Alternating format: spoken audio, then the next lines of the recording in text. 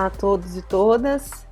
Meu nome é Juliana dos Santos, eu sou doutoranda em artes pelo Instituto de Artes da Unesp, bolsista CAPES, orientanda professor Dr. Agnus Valente, e quero agradecer a Ampap pela oportunidade de estar aqui partilhando esse artigo que eu escrevi, que se chama Entre Emblemas e Platibandas, o esboço da riscadura brasileira, de Rubem Valentim. Esse é o artigo que eu apresento nesse 29º Encontro Nacional da Ampap, com o tema Dispersões.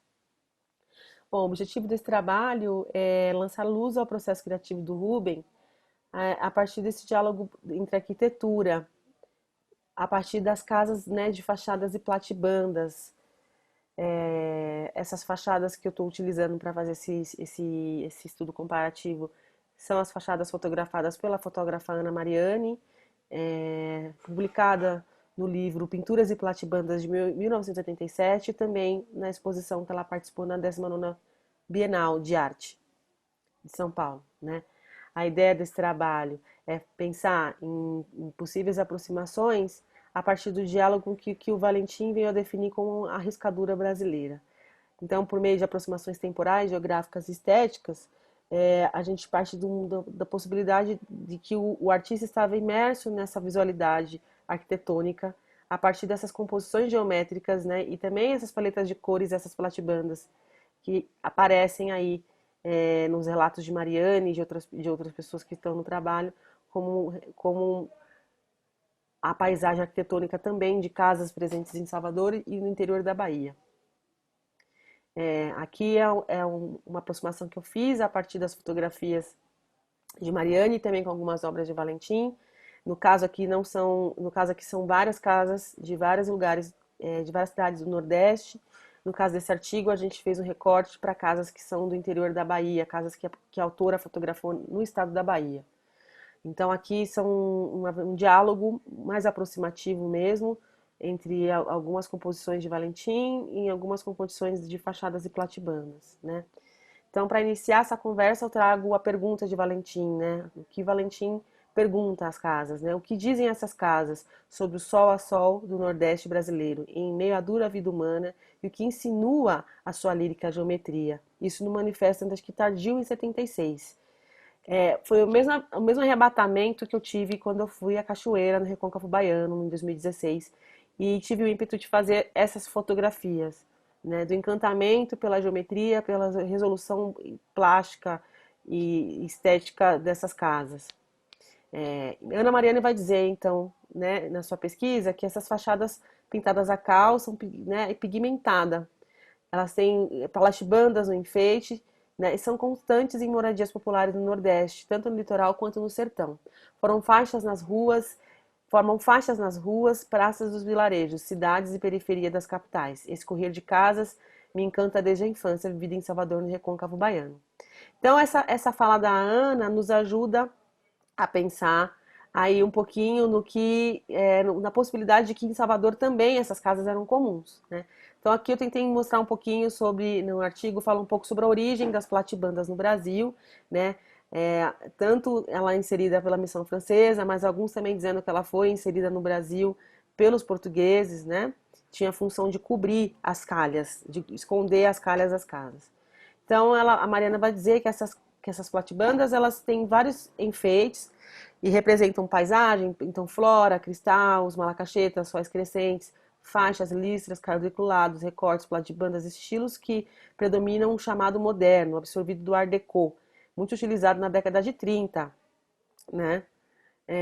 Então, quando eu volto para o trabalho de Valentim, a ideia é pensar como que na composição dele, a gente talvez tenha aí uma possibilidade de traçar um diálogo direto com a composição dessas fachadas e platibandas, principalmente pelo relato que ele traz. Naturalmente que eu pinto desde garoto. Quando eu tinha uns 9 anos, eu comecei a mexer com tinta. Eu tive a sorte de encontrar um mestre popular, um pintor popular, e com ele eu aprendi a fazer têmpera, cola e pigmento xadrez. Este homem era pintor de parede, um homem que tinha muita sensibilidade, só depois de homem que eu vim conhecer o que era problema de arte e tal.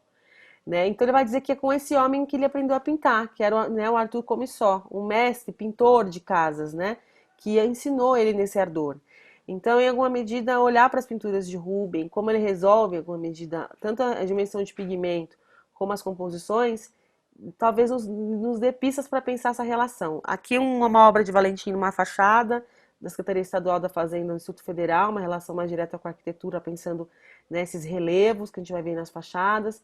Aqui o Valentim falando um pouquinho sobre, né, os elementos que ele usa, os símbolos que ele vai usar a partir dos candomblés, as religiões de matrizes africanas, né, para essa escrita signográfica, né, esse olhar, porque ele vai chamar de riscadura brasileira, muito olhando com cuidado e atenção para essa narrativa, para essa visualidade, né, do campo, né, simbólico das manifestações afrodiaspóricas, a Umbanda, o Candomblé e também as práticas culturais, né, do povo negro na Bahia e nessa mestiçagem também indígena e tudo mais.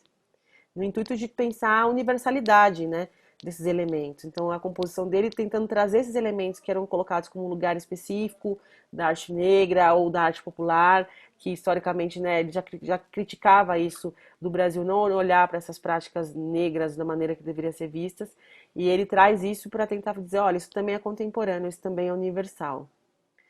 Muito olhando aí nesses elementos todos aí que tem a ver com essas insígnias também de poder e essas representações, essas ferramentas de orixás, são uma das referências do Rubem. Aqui em São Paulo, também na arquitetura, o marco sincrético. Aqui uma anotação dele no caderno dele, um esboço do Rubem Valentim, né? Ele dizendo que o que ele queria e continuava querendo era estabelecer um design que ele chamava de riscadura brasileira, né? Uma estrutura apta a revelar a nossa realidade, quer dizer, em termos de ordem sensível. Aqui um diálogo direto entre uma casa registrada por Ana Mariana em 86, em Monte Santo, na Bahia, e uma composição de Rubem Valentim. Então, uma aproximação aí pensando nessa estrutura desse machado de Xangô, machado duplo, essa estrutura triangular que se divide no meio, essa simetria, esse tom terroso, essa relação entre laranja e azul, cores complementares. Aqui uma relação mais no sentido da forma também, a estrutura é sempre esse triângulo, né, esses dois triângulos rachados no meio, que tem a ver com essa estrutura de Xangô. Pode ser que também esses construtores, esses mestres, assim como foi esse mestre que inspirou o Rubem Valentim, também estivesse colocando nessas fachadas elementos próximos, né, a essa cultura visual desse contexto, né, dos candomblés e dessa produção dessa visualidade negra na Bahia. Aqui uma relação também um pouco com o Art Deco. Aqui eu trago um trechinho do crítico João Cândido Galvão, na 19ª Bienal das Pinturas e Platibandas registradas por Ana Mariani. Ele faz uma relação direta com Pierre Mondrian e com Alfredo Volpi, né?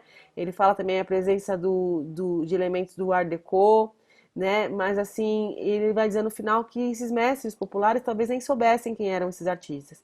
E eu trouxe esse relato do João Cândido porque eu achei interessante o João Cândido aproximar essas platibandas do Pierre Mondrian e não aproximar de Rubem Valentim. Essa é uma questão, né?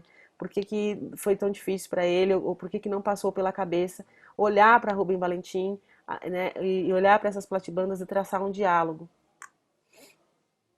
Aqui diferentes fachadas, né? E aqui por último eu trago essa fachada branca e esse trabalho do Rubem Valentim, que é o emblema de 68, essa fachada aqui da Serrinha, na Bahia de 83. Então é pensar que ambos, Valentim e Mariane, né, tinha Salvador como um pano de fundo da sua vida, né? A Mariane também passa a infância em Salvador, olhando essas casas, como eu relatei no início dessa fala. Rubem Valentim também está olhando para essa cidade de Salvador, está olhando para essa Bahia, está olhando para esse Nordeste. Então, em alguma medida, é pensar, a partir do relato de Valentim, o quão imbuído ele estivesse imerso também nessa paisagem arquitetônica, né? Nesse traço arquitetura que ele vai chamar. Né? E talvez, por que não, essas fachadas também não fossem a materialização do que seria essa riscadura brasileira. Então fica aqui esse convite para essa discussão. Eu espero que essa apresentação possa aí abrir espaço para novos debates e um avanço nessa leitura. E agradecer a Ampap por esse espaço para divulgar esse trabalho. Agradeço e até mais.